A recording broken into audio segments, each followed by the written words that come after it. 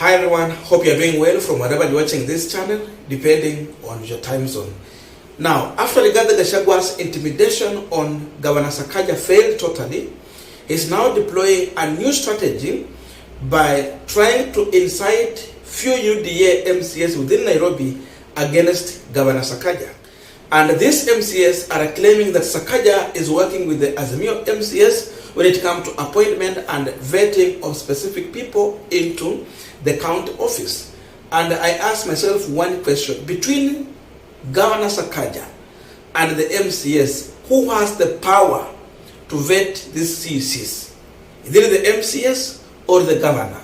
And if it's the MCA, who is failing to do his job? And who should be blamed if vetting will lead to allowing some wrong people into the office? Is it the governor or these MCAs? If they don't want Ikudu, who happen to be an ODM or Azimio ally, then why can't they use their power in the vetting committee to refuse him rather than coming to make noise on press conference?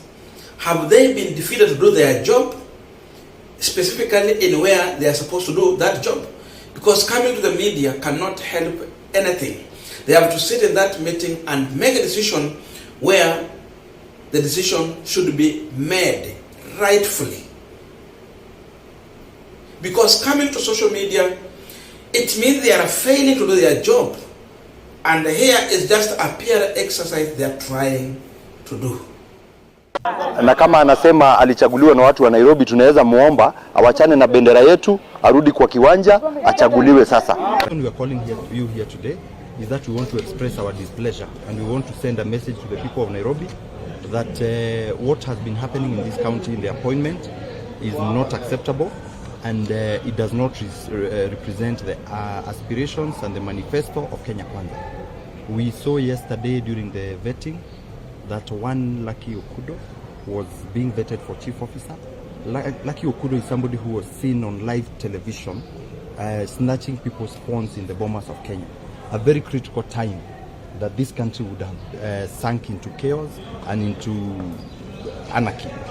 So we want to express and tell Governor Sakaja that what you are doing is not okay. We are not happy. We as a party, we feel disgruntled.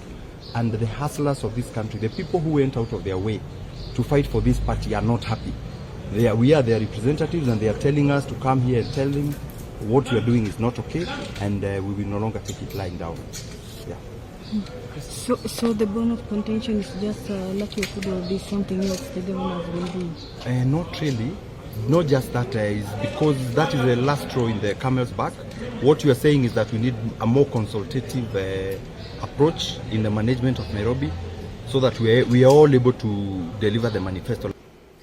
Now we are continuing with this panel discussion, but just a quick request for those who are watching and not to subscribe, please consider subscribing. Returning subscribers, thank you so much, and all our viewers, please give this video a thumbs up. Thank you, and back to this discussion. Now, what the Nairobi MCAs who have voted on UDA ticket do not understand is that, or they are just ignoring, because now they have allowed Gachagua to use them, they don't have enough numbers. And for that reason, they should first of all blame themselves for not having enough numbers in the county assembly. This is not the mistake of Gachagua. Not Gachagua, sorry. It's not the mistake of Governor Sakaja. They should ask themselves, why is it that the Nairobi residents refused to vote for most of them, but they decided to vote for Sakaja as their governor? And then the other positions, they were voting for Azimio. Is it that the agenda and the manifesto they were selling to the people of Nairobi, it was not sellable? Is it that no one could buy into what they were saying? They should ask themselves a question: why is it that the electorate refused most of them on the ballot? Once they answer that question, they have no room to blame Sakaja as matters of involving Azimio in the administration of Nairobi County. The reality is that they are the minority and Azimio is the majority.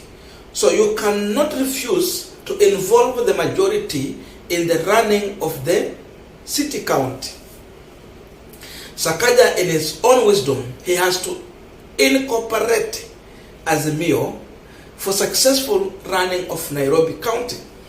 It means by the fact that Sakaja was voted in large numbers the same way the Azimio MCAs were voted, then it means that in one way or another, Sakaja manifesto for the people of Nairobi, it was not the UDA manifesto. This was Sakaja's own brain and focus to serve the people of Nairobi. That's why the people of Nairobi easily found it good to vote for him so that they can work with these MCAs. They have to accept the truth. Otherwise, if Sakaja is going to ignore the Azimio MCAs, then what we are witnessing in Meru County will have been, maybe it will be transported to Nairobi. We are seeing MCAs making big problem for the Governor Kawira Mwangaza. She cannot do her job simply because she has refused to incorporate them in the functions of the county assembly. So Sakaja does not want such situation, and that for me, it is a lot of wisdom is involving here, because you need to work for the people. Just incorporate everyone. Just make it clear that you accept that your MCAs who are voted on UDA ticket are the minority. So involve everyone. These MCAs have failed to do their job when it comes to vetting and other duties. And whatever they are doing here is just mere incitement they're trying to expose from what instruction they got from Gachagua. Because we know the man who is behind the fight against Sakaja in Nairobi. It is leaders from Mount Kenya region. We saw one of the members of National Assembly and Gachagua directly trying to fight Sakaja. So this fight is going to fail, because even they don't have enough numbers within Nairobi. If you check on the issue they are claiming, it is baseless, it's not making sense. Because the same Sakaja they are trying to blame is the same Sakaja we saw him walking into the hospital and clearing several bills for the sick people within Nairobi who have been in hospital for many months, many days, and they could not raise money to clear their bill. We have seen him even going further to reach out to some of the banks to help clear these bills.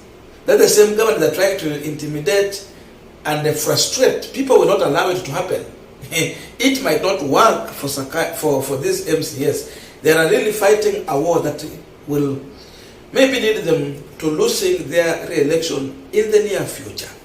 Another reality is that in as much they are calling for Sakaja to resign from UDA party and seek his re-election on another political party, the truth is that there's no any other candidate UDA can sponsor in Nairobi gubernatorial race and win if it is not Sakaja. William Ruto knew in his own wisdom, if we go with Margaret Wanjiru, she cannot win Nairobi. That's why he had to incorporate Sakaja. And to win the war, he had to call Sakaja from ANC party to make sure that he's blocking the UDA candidate who was, of course, going to lose. So there is no any way UDA will field another candidate in Nairobi as a governor and win.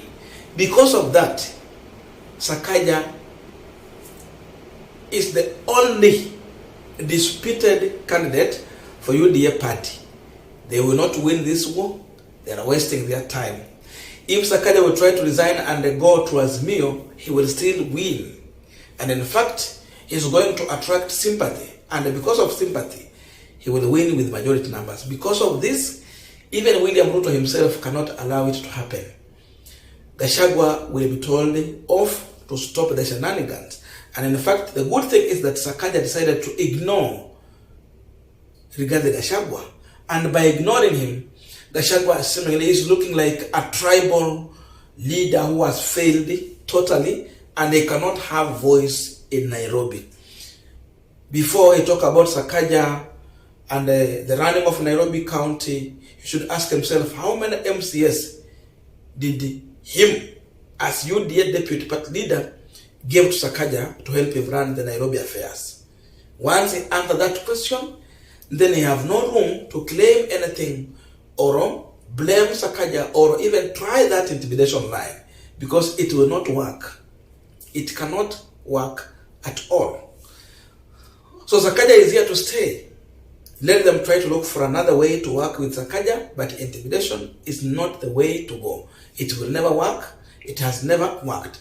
In fact, they are now making Sakaja to attract sympathy from many people in Nairobi. Azimio is now sympathizing with Sakaja.